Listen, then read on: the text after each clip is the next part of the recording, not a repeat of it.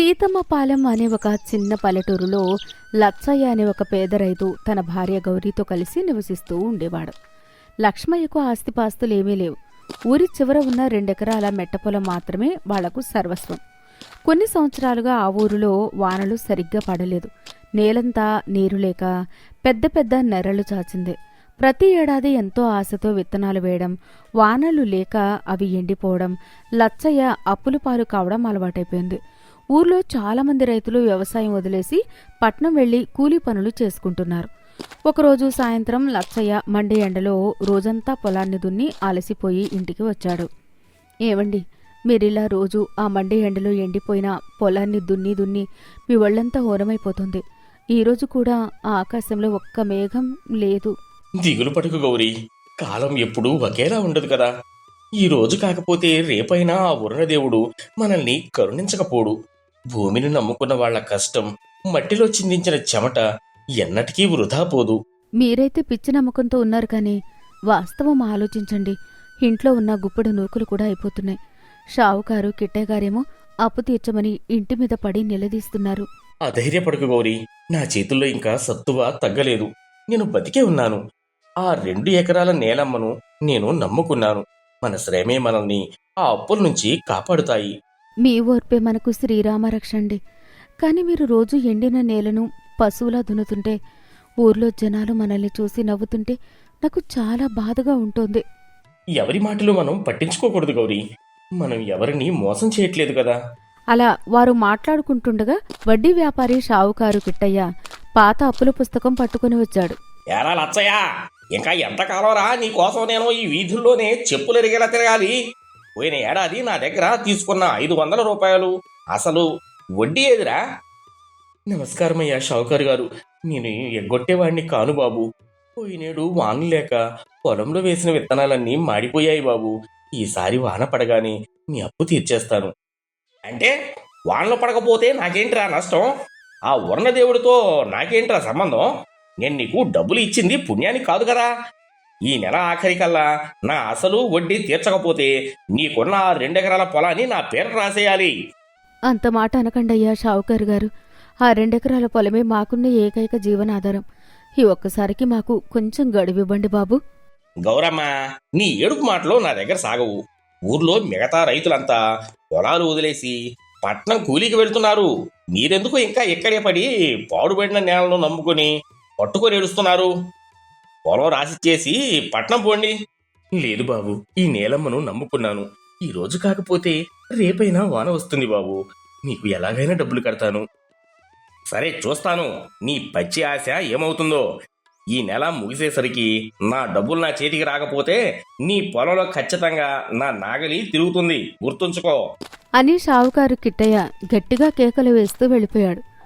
లచ్చయ్య మనసు విరిగిపోయినా అతని కళ్ళలో భూమి మీద ఉన్న ఆశ మాత్రం చావలేదు.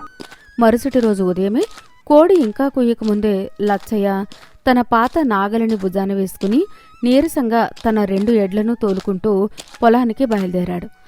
దారిలో ఊరి రచ్చబండ దగ్గర కూర్చున్న మిగతా రైతులు, కూలీలు ఎడ్లను తోలుకెళ్తున్న లచ్చయ్యను చూసి నవ్వసాగారు.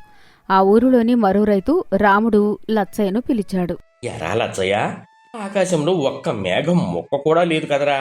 ఈ ఎండేమో చొరచొర మండిపోతుంది. ఆ గట్టిపడిన చవిటి నేలను ఇప్పుడే దున్ని ఏం సాధిస్తావురా? ఈ ఎడ్లు ప్రాణాలు పోతాయి. ఏం లేదు రాముడు, వాన ఎప్పుడు పడుతుందో ఆ పరమేశ్వరుడికే తెలుసు.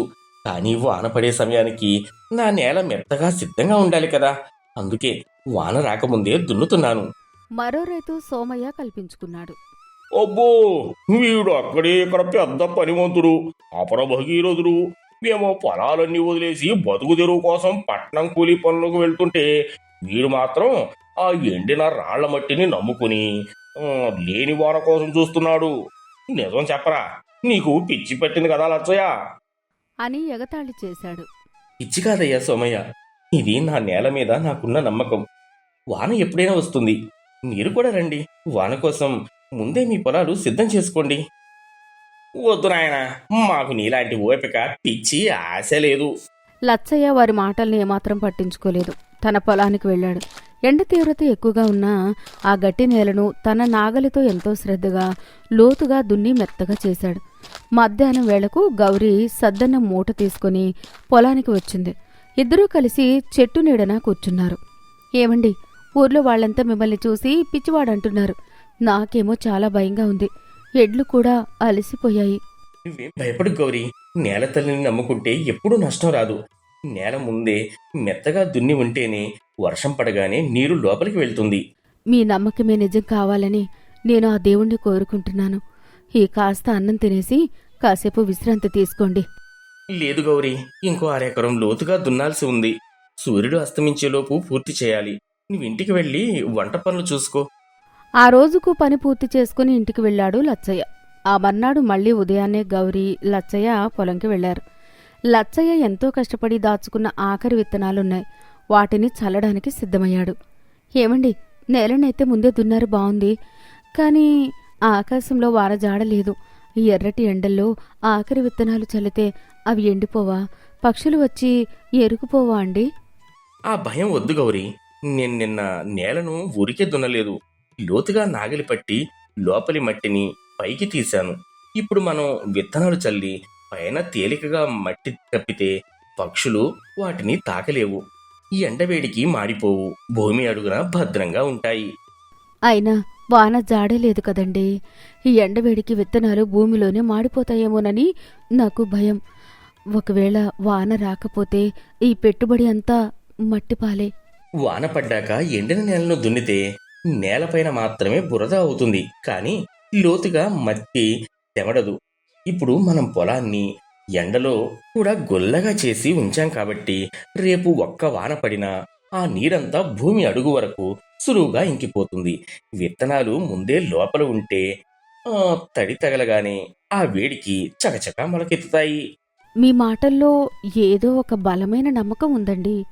సరే, మీ ఇష్టం. మీరు చెప్పినట్టే ఈ 2 ఎకరాల్లో మన ఆఖరి విత్తనాలు చల్లుదాం. ఆ నేల తల్లే మనల్ని కాపాడాలి. అవును గౌరీ, పేదవాడి చేతుల్లో ఉన్నది కష్టం ఒక్కటే.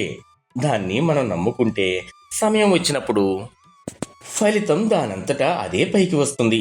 కాస్త గింజలు నువ్వు చల్లు, నేను నాగలితో తేలికగా మట్టి పైకప్పుకుంటూ పోతాను. అలా ఆ దంపతులిద్దరూ ఎండను, ఊరి జనాల ఎగతాళిని కూడా లెక్క చేయకుండా ఎంతో నమ్మకంతో తమ పొలాన్ని పూర్తిగా సిద్ధం చేసి విత్తనాలు భూమి లోపల నాటి ఏమీ జరగనట్లు ఇంటికి తిరిగి ప్రయాణమయ్యారు. అలా విత్తనాలు చల్లిన 2 రోజులు గడిచాయి.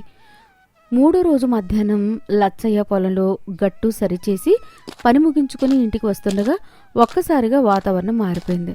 వేడిగా ఉన్న గాలి అకస్మాత్తుగా చల్లబడింది. చల్లటి గాలి వీచడం ప్రారంభమైంది. చూస్తుండగానే ఆకాశమంతా ఎక్కడి నుంచో వచ్చిన దట్టమైన నల్లటి మేఘాలతో నిండిపోయింది. ఊరు మొత్తం ఒక్కసారిగా చీకటి కమ్మింది. ఉరుములు, మెరుపులు మొదలయ్యాయి. గౌరీ ఆనందంతో గుడిసె బయటకు వచ్చి ఆ ఆకాశం వైపు చూస్తూ చూస్తూ గట్టిగా అరిచింది. బయట తడుచుకుంటూ లచ్చయ్య నిలబడి ఉన్నాడు. ఏమండి, ఆకాశం చూసారా ఎంత నల్లగా మారిపోయిందో? మన మొర ఆ దేవుడు ఆలకించాడండి. వాన వస్తుంది. అవును గౌరీ, ఆ నేల తల్లి మన కష్టాన్ని చూసి కరిగిపోయింది. వాన వస్తుంది గౌరీ, జోరు వాన వస్తుంది. లచ్చయ్య తన ముందు చూపుతో ముందే తన పొలాన్ని లోతుగా దున్ని మట్టిని ఎంతో మెత్తగా సిద్ధం చేసి ఉంచడం వల్ల ఆ పడిన వర్షపు నీరు భూమిపైన ఆగకుండా ఒక్క చుక్క కూడా వృధా కాకుండా భూమి లోపలికి త్వరగా ఇంకిపోయింది. ఆ తడికి భూమి లోపల భద్రంగా ఉన్న వారి విత్తనాలు ఎంతో త్వరగా మొలకెత్తాయి. కేవలం 4 రోజుల్లోనే ఆ 2 ఎకరాల పొలం పచ్చటి మొలకలతో కళకళలాడింది. కానీ ఊర్లో లచ్చయ్యను ఎగతాళి చేసిన మిగతా రైతుల పరిస్థితి ఘోరంగా తయారైంది. వాన పడిన తర్వాత వాళ్లు నాగళ్లు పట్టుకున్నారు. కానీ ఎండిన రాళ్ల నేల ఒక్కసారిగా తడవడంతో పైన అంతా జిగట బురదగా మారిపోయి దున్నలేక విత్తనాల కోసం పక్క ఊరికి పరుగులు తీసే సమయానికి లచ్చయ్య పొలంలో పంట జానడి ఎత్తు పెరిగిపోయింది. ఒకరోజు ఉదయం గౌరీ పొలం గట్టు మీద నిలబడి పచ్చటి మొలకలను చూసి మురిసిపోయింది. ఏమండి, ఇటు చూడండి, మన పొలమంతా అప్పుడే ఎంత పచ్చగా మారిపోయిందో. చూసావా గౌరీ, మన కష్టాన్ని చూసి ఆ నేల తల్లి ఎంతగా పొంగిపోయిందో. మనం ఎండలో కష్టపడి ముందే నేలను గుల్లగా చేసి ఉంచడం వల్లే ఆ వర్షపు నీరంతా అడుగు వరకు ఇంకి గింజలకి ఇంత ప్రాణం వచ్చింది. అవునండి, ఆ రోజు మిమ్మల్ని పిచ్చోడు అని ఎగతాళి చేసిన వాళ్ళంతా ఇప్పుడు మన పొలం వైపు చూసి ఆశ్చర్యంతో ముక్కును వేలేసుకుంటున్నారు. ఎవరిని చూసి మనం నవ్వకూడదు గౌరీ. కానీ ఈ వ్యవసాయంలో ఒకటి మాత్రం నిజం. సమయం రాకముందే మనం సిద్ధంగా ఉండాలి. అప్పుడే ప్రకృతి ఇచ్చే వరాన్ని మనం రెండు చేతుల అందుకోగలం. అదే మన ముందు చూపు. రాముడు అటుగా వెళ్తూ లచ్చయ్య పొలాన్ని, ఆ పచ్చని మొలకలను చూసి ఆశ్చర్యపోయాడు. అబ్బో లచ్చయ్య, నీ పంట అప్పుడే జానడు ఎత్తు పెరిగిపోయిందిరా. మాదేమో విత్తనాలు చల్లేందుకు నేల అనుకూలించట్లేదు. ఎక్కడ పడితే అక్కడ నీళ్లు ఆగిపోయాయి. ముందే దున్నాలని నువ్వు చెప్పిన మాట వినక నేను ఎంత తప్పు చేశానో ఇప్పుడు అర్థమైందిరా. పర్వాలేదు రాముడు, ఇంకా మించిపోయింది లేదు. వాన ఆగి ఎండ కాస్త రాగానే నేల ఆరుతుంది, బురద తగ్గుతుంది. అప్పుడు త్వరగా దున్ని విత్తనాలు చల్లుకో. ఈసారికి నీకు కావాలంటే నా దగ్గర ఉన్న పాత విత్తనాలు కొన్ని దాచాను, అవి ఇస్తాను, తీసుకెళ్ళు. చాలా పుణ్యం ఉంటుంది లచ్చయ్య. నేను నిన్ను ఎగతాళి చేసినా నువ్వు సాయం చేస్తున్నావు. నీలాంటి మంచి మనసు, కష్టపడే గుణం ఉంది కాబట్టి వరుణదేవుడు నీకు అంతటి అద్భుతమైన పంటను ఇచ్చాడు. అలా ఆ దంపతులిద్దరూ ప్రతిరోజు పొలానికి వస్తూ ఆ పచ్చని పంటను సొంత బిడ్డల్లా ఎంతో ఆప్యాయంగా చూసుకున్నారు. కొన్ని నెలలు గడిచాయి. ఆ ఏడాది కాలం బాగా కలిసి వచ్చింది. వానలు సకాలంలో పడ్డాయి. గ్రామంలో అందరికంటే ముందే లచ్చయ్య పొలంలో పంట కోతకు వచ్చింది.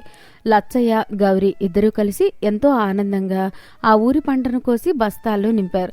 ఆ ఏడాది లచ్చయ్యకు ఊహించని విధంగా మునిపెన్నడూ లేనంత పెద్ద ఎత్తున 100 బస్తాల దిగుబడి వచ్చింది.